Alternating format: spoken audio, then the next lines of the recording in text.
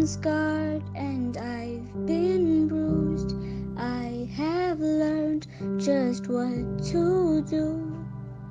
I need to leave my past behind me. I need to look to the future. No matter what will come, no matter what I've done, I know just what to do. And that's all because of you. Hi guys, welcome back to my channel. Thank you for returning. To the returning subscribers, to our new subbies, welcome to our platform. We are grateful that you stopped by. We hope you're going to stay. Last time we were here, we shot the boundaries video. I hope you guys enjoyed that, and I hope you're beginning a process of being more comfortable setting boundaries and being more permissive when people set boundaries with you. Today I have, as you can see on the screen, a slightly different topic, and by different I mean could be slightly heavy. That's why we have the bunny. To the people that aren't resident subscribers, we normally have this guy for topics that are slightly heavy on our hearts, and that is, I suppose, to symbolize and explain to you when you're feeling a bit on the downer, in the coming week. Then you can realize that actually, even if it didn't instantly hit you, I'm expecting some of these things to cause a little bit of heaviness, post the video. So sometimes I want you to contextualize what's going on when you're feeling a bit on the down and be like, oh, the bunny was there. Surely that did something to me. It won't always hit everybody the same way, but it is to someone acknowledge when something is taxing on your emotions and requires you to think and maybe think about things that aren't unnecessarily comfortable and unnecessarily pleasant. So Bunny is here to keep you comfort and to keep me comfort. And the topic today is the story you are telling yourself. And that's very important. I think if you audit each and everybody's life story, instantly, if you say describe yourself, everybody starts with a thing, even if they don't overtly declare it. Everybody defines themselves as a thing primarily, over above other things. They know there's other things in my life, but there's always a forefront thing that is a major descriptor of their life. And I wanted to bring this topic up because this thing becomes particularly significant in times of adversity, when things are hard. And that's why I want you to always audit the story you're telling yourself when you're upset, when you are hurt, because then it starts to come out and stare at you. Then you feel it, and it's paralyzing, and it immobilizes you, and you can't act because this story has such profound impact on your life and on your decisions. And if you've been following us, you'd be somewhat equipped to understand the story, because we've done what's childhood got to do with it. We've done the dissonance of adulting. We've deposited little treasures that start to semblance, and thread clues of what stories you could potentially have picked up from caregivers, from environment, from early experiences, and so on and so forth. And because the stories were decided so early and normally came from people that we couldn't really argue with, teachers and parents are figures of authority. So sometimes a thing that they tell you holds as truth. They don't have any reason to lie. And because they're also equally responsible for your shelter, for your food, for survival, you don't have much room to reject something that they're saying. It's like they are the supply and you are the beneficiary. Their voice holds so much merit over their lives. They're so overbearing and so big, and you're just tiny. So whatever they say is likely to be the absolute verdict for you. And stories we tell ourselves go something like, I'm unlovable, I'm an inconvenience, I'm a mistake, I'm problematic, I'm disgusting, I'm ugly, I'm demanding, I'm sensitive. Do I am as a little exercise in your head, and check the 10 things that come up first in your I am list. Don't think too hard about it, just automatically say it in your head. Go I am. And obviously you don't have to say this out loud, so you don't need to be defensive and paint a picture to people. You know what you think what you think you are. And the more shame-ridden your life was, and the more traumatic and abuse-ridden it was, the more the narratives are likely to be bad, and the stories you are telling yourself are likely to be bad. So these are the ones that we need to audit, and trace their genesis and where they come from, so that we can start telling ourselves a different story. Why is it important to understand the story that you're telling yourself? Because most of the time, surprise, surprise, it's actually not true.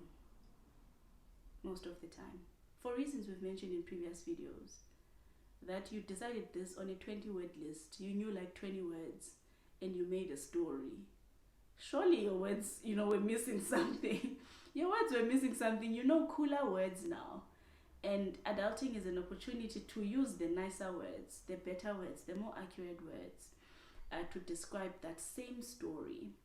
People are so fearful of auditing the story because the story has become identity. Doesn't matter how untrue it is. And we want a description and interpretation of what's going on. It can be chaotic to not have a description. So people hold on to the story because it's comforting. It's a label. It puts you in a box. And boxes bring order. So people become very hesitant when they need to dispute that story, irrespective of evidence that says that story is not true. And they do so that refusal to acknowledge that the story is not true, because what's the alternative? If I'm not that, then what am I? And that can be a very terrifying place to live. So if you're not ugly, and I'm ugly has been your go-to story, it's like, if you're not ugly, then what are you? Because remember, the story has been dominating so much that it didn't give you opportunity to craft other stories. So it's your only one. And now people want to take it away by saying you're not ugly. And you can see how hard people fight to retain their untrue story. Because it's like, you're my person, you my thing. Me and you have kept each other company. And as odd as that sounds, stuff that keeps us company can be very comforting, even if it's bad, because it has kept you. And also over time, we have a payoff from it. If you think I'm not smart, you get to get away with doing basic things because you've excused yourself from smart things. And now if you need to acknowledge that you are smart, you're going to have to start acting like you are. And people just don't want that responsibility. So sometimes they want to retain, their story, even if it's not merited anymore. And that's the discussion that I want us to have. To build courage to face the story and audit the story and risk losing the story, so you can open up an opportunity for other stories. Another thing that makes us resistant in acknowledging and auditing the story is that we get scared that it will lose its validity. We know if you thought I'm unlovable because you were abused, you feel like when people want to tell you how many other good things happened, they're taking away from the fact that you were abused. And it's like they're dismissing it like it didn't matter, when actually all of your difficulties come from that story. And people fight for that validity because it was their experience, it happened, and decorating it with other things can make them feel like you're saying it wasn't bad enough. Now I must be happy and healed, as if I was not wounded. People want to bleed to verify that I was wounded. And when you're telling them that you don't have to be bleeding all over the place, it's like you're saying their wound doesn't exist, and they get super defensive and super angry with good reason, because they want an acknowledgement that, but I am scarred, it did happen. And you're saying, but then at least, yes, but makes them feel like, are you then saying that thing does not exist? So you see people protesting harder and fighting harder. And you can see people in their surrounding getting annoyed that we are milking this story like for all it's worth. I'm over this. Because other people that aren't overwhelmed by the story see the alternatives. They see the richness of your life. And they're like, girl, you had other things going for you. That thing isn't the only thing that happened. You're just going all the way, with this story. But to the person that was inside the hole, it's so dark, and this is all that they see. Think of mist. When you're driving and it's very misty, and people are like, there is a road, a long one, and all you can see is up until 50 meters. Neither of those people are lying. Not the people outside saying, there's a long stretch of road here. There's actually a long way. You've still got a long way. And the one in the car is saying, I can't see, I can't move, I can only go as far as this. That's their experience. And painful, bad, overwhelming stories look like that. They look like that mist where I can't see that the world is beautiful, and I can't see the trees, and I can't see these beautiful lights that you keep talking about. I see the mist. That's all I see in front of me, and they're not lying. It's hard to navigate their way. It's hard to put one foot in front of the other. It's hard to assert in direction because they can't see. And the one that is not in the same position is saying, there's street lights, there's birds, there's colorful landscapes all around you. How are you refusing to see that? It's like you just like being in a pity thing over there, and there's this conflict where you're not getting empathy and you're not getting support, and therefore you keep on reinforcing the narrative that anyway, people don't understand. I'm alone. People don't get it. And that's why it's important to understand the story you are telling yourself. Your story is not false. It's really not false. Do have access to it though. Audit it, modify it, add some color to it as well. You're not losing your story or its validity. This is an attempt to open your eyes to saying the story has had enough mileage in how much it has taken away from you. So there is no risk in losing it. It has been there. It has lived a full life. You can at some stage think, except for that, what else did happen? So it's not invalidating that story, it's validating the other ones, because you deserved to have lived that reality too. And the bad story hijacked that opportunity from you because it brought intense feelings, or because it happened frequently, or because it was just way too painful, that it made sense to devote all your resources to that one. If you're living in abuse, constantly ducking and diving the abuse and diving strategies to hide it, to deal with it, to process it, it makes sense that the abuse is all that was taken from your resource. It was the most painful thing. And having this discussion with you says, let's give it less influence now. It has lived with you for so long and blanketed your eyesight for so long that you missed all of the other things that did happen. So it's saying all your stories have validity. That's what it's saying. It's not saying this story does not have validity. It's saying you have a beautiful, big, full life. You had grade 1 friends. Of course, you wouldn't remember their names if you were just worried about getting back home to the abuse. Maybe you had a nice dog. Maybe there were nice trees in your house. Maybe you really like the color of the clouds. Maybe you like painting. Maybe you enjoyed the smell of supper. But the bad story just hijacked remembering all of that. And when you actually confront the story, it starts having less influence on your life. It's like the mist is slowly, a little bit, going away. And you can start waking up to, oh, I had that. I did. My sister and I used to do that. And then I used to do this. You know, recently, I audited my fascination with glasses that aren't straight. I love glasses that have a shape of any kind. You know, they are such a fascination for me. And we used to watch this soapy when I was young, called Generations. Generations was like the tradition, right? And the richest people on Generations that were so affluent always had these nice glasses, you know, that had like curvy shape. And I remember being fascinated with this life where one day you can have these nice short round glasses and have your orange juice. And I remember Generations was such an access of what the future could potentially look like, because I lived in a village. Obviously, I didn't see nice cities, but Generations brought it to the house. You know, I could live that experience of what I was gonna look like when I'm old. And I don't know how I missed that while living in the house. How beautiful of a time fantasizing was. Writing stories in my bedroom and fantasies. Speaking to the mirror holding a microphone. You know, YouTube is such an unconscious validation that I've been here before, because I've sat in my room and spoke to the mirror so many times. I wasn't greeting YouTube people. I didn't know there's a thing called YouTube, but the experience of me doing this, living this reality, is a fantasy I did have at some point. So how come then I had no recollection of these fantasies.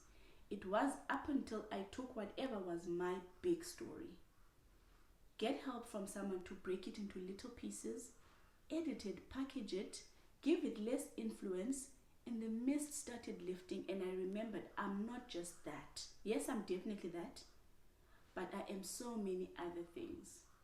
This is an attempt to caution you against thinly describing your life so that its outcomes don't become thin. Because if you've got a thin definition, Bunny can go now because I need to have tea. If you have a thin description of your life, there's a high risk that then its outcome is going to be as thin as the merit you've put in it. So going back to audit who you are fully gives you such a chance of having richer, a fuller, and a nicer life. And adulting is a more trustworthy process in that exploring those things is up to you. Because normally when we got original stories, they didn't come from us. You can trust yourself. If you didn't trust the grown-ups in your space, if you don't trust the community, if you didn't trust the caregivers, the nice thing about revisiting the story is that it's now in your hands. So you can trust that you're good, you're safe. You can think of the other things and you can start exploring the other things.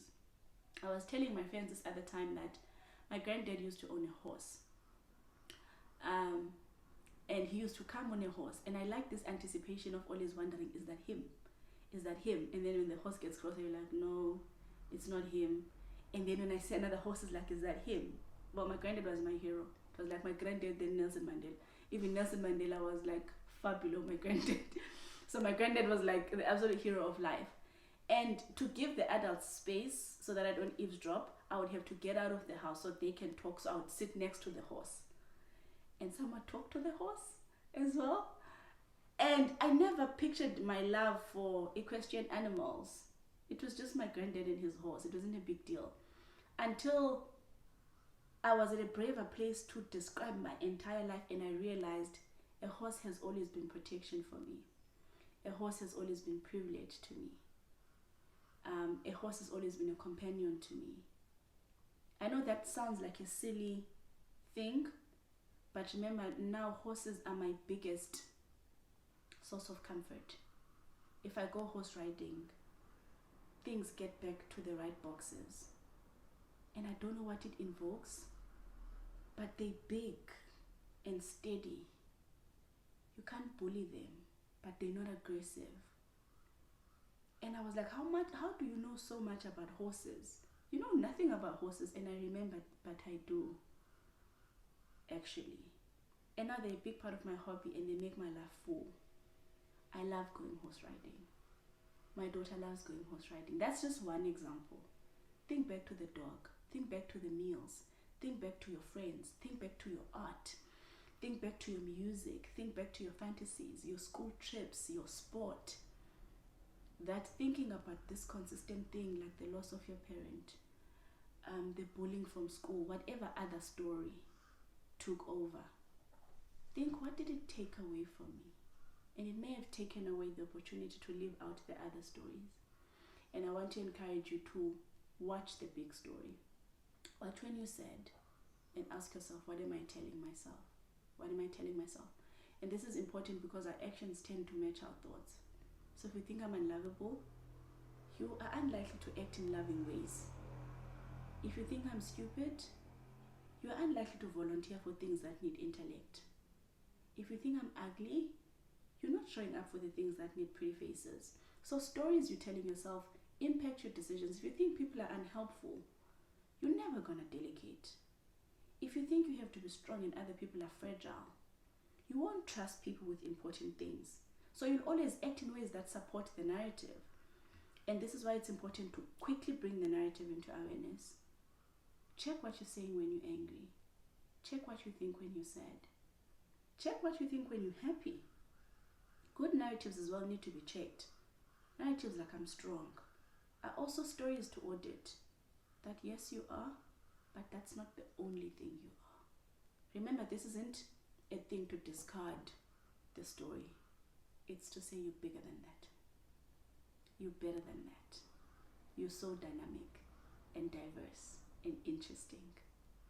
And don't let the main story take more from you than what it already has. So yes, I hope that begins a contemplation process and does assist you in your journey of reaching that okay place that we're desperately trying to get to, and auditing your story and leaning into the richer side and more meaningful side of your life. I know it's sad to bid farewell to your main story, but check what's the payoff. Why are you insisting on holding on to it? Is it because it's true? Does that make you feel validated? Is it because there isn't much else? Because that's not true. There's a lot. There's 24 hours in a day. Multiply that by 365 days. And then how many years you've lived. There's just absolutely no way that that's the only thing that happened to you. Give it back to yourself. The story mustn't take away from you than what it has already. Okay. Thank you for staying with me, and we will see you on the next one.